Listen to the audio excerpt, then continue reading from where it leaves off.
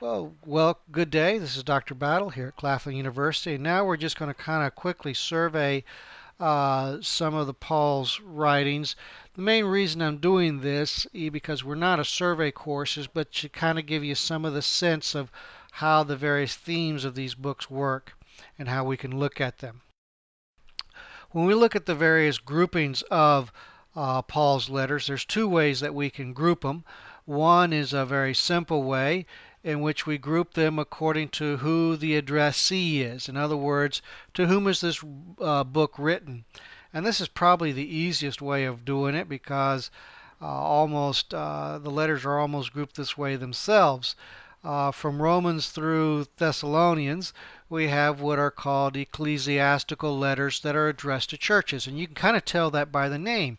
Romans, 1st and 2nd Corinthians, Ephesians, Philippians,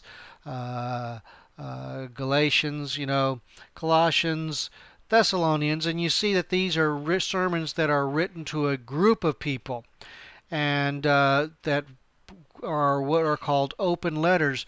It'd be kind of like if the Romans received, when the Romans received the letter from Paul, they would actually read the letter publicly to the entire congregation. Thessalonians would read the letter to the entire congregation. So these are addressed according to groups. So these letters are actually focused on the needs of a group of individuals or a particular congregation in these cases. The other way, and that's Romans through Thessalonians. The other one are the pastoral epistles, and these are addressed to individuals. And you can kind of guess which one those are simply because they are the titles of these books are individual names. Timothy, that's an individual name. Titus, that's an individual's name. Philemon is an individual's name. And each of these letters are written to an individual to address the needs of that individual in that particular situation.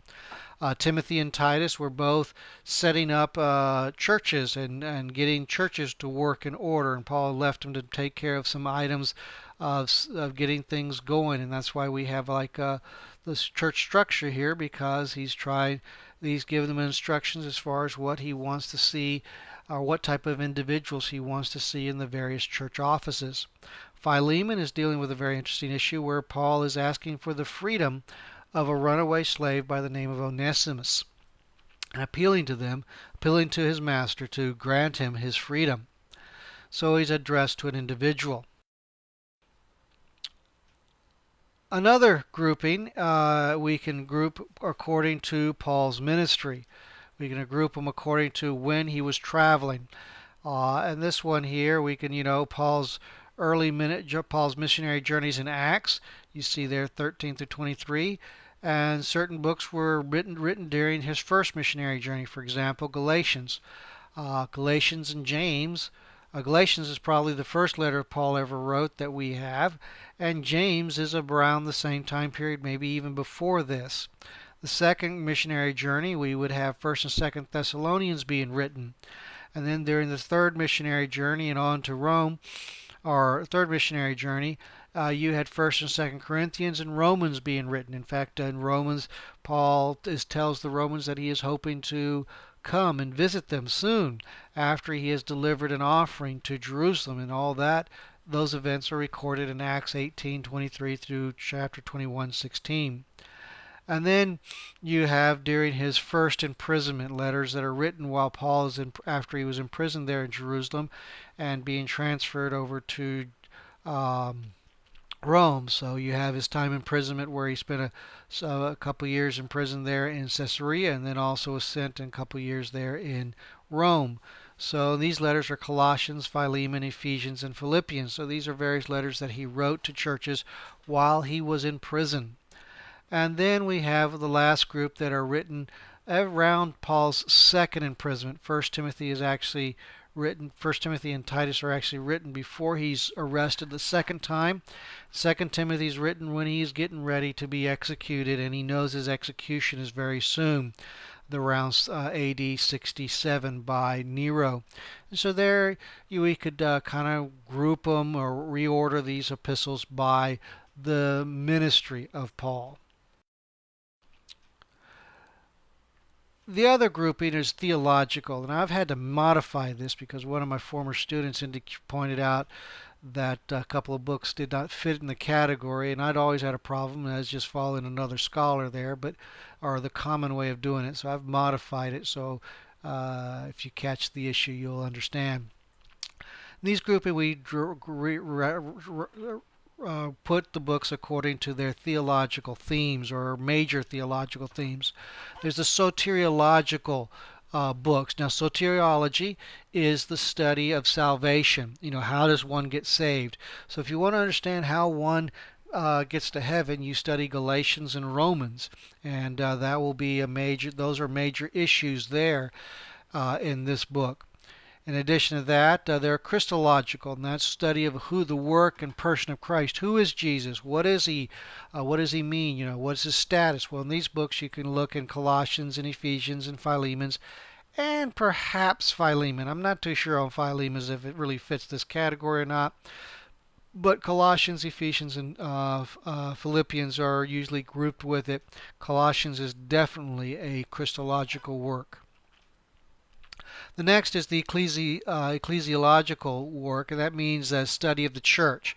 First and Second Timothy and Titus have reference to the qualifications for various church leaders, and so as a result, they're considered ecclesiological. If you want to understand what are the qualifications for somebody to actually be a leader in the church, those are the books you go to. Church discipline and practice and church unity are discussed are basically demonstrated in 1st and 2nd Corinthians. So a lot of issues with church discipline and are dealt with there in 1st and 2nd Corinthians because Paul is having to chastise the church for not having kept their house in order. And then, of course, you have the last one, or eschatological groupings, which is 1st and 2nd Thessalonians. And eschatology basically means the study of end times. So if you want to know what did Paul view about the end of the world and when Christ was going to come back, you would basically consult 1st and 2nd Thessalonians. Other books that we can quickly look through for the quick survey is the general epistles. Now these are epistles that are written by other individuals besides Paul. So you have the Pauline epistles, which are those written by Paul, and the general epistles, which are written by somebody else. The first one of this category is typically Hebrews, and we can tell that Hebrews was in a different set of scrolls because it's the longest of the general epistles. Don't know who wrote it, but it basically brings out it's kind of more of a sermon or a public letter that is presented, arguing and presenting that the new covenant, or Christ, is superior to the old covenant under Moses, and therefore Christ is superior to Moses. The New Testament is superior to the Old Testament in that the New Testament completes and does what the Old Testament looked forward to. You have the book of James, which is written by the brother of Jesus. This one here is a very practical book, and he's writing primarily to, it seems to be wealthy people, trying to remind them that they need to live their faith, and that if you're not living your faith, then your faith is meaningless. And so this is probably one of the earliest books of the New Testament written. And then you have 1st and 2nd Peter, written by Peter. We've already discussed them a couple of times. 1st and 2nd and 3rd John, John the Elder.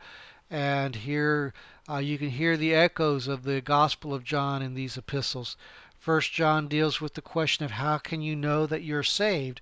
2nd and 3rd John are actually dealing with church discipline matters about certain individuals who are trying to either make the church their own little fiefdom, their own little kingdom, or encouraging those who are standing firm in the faith.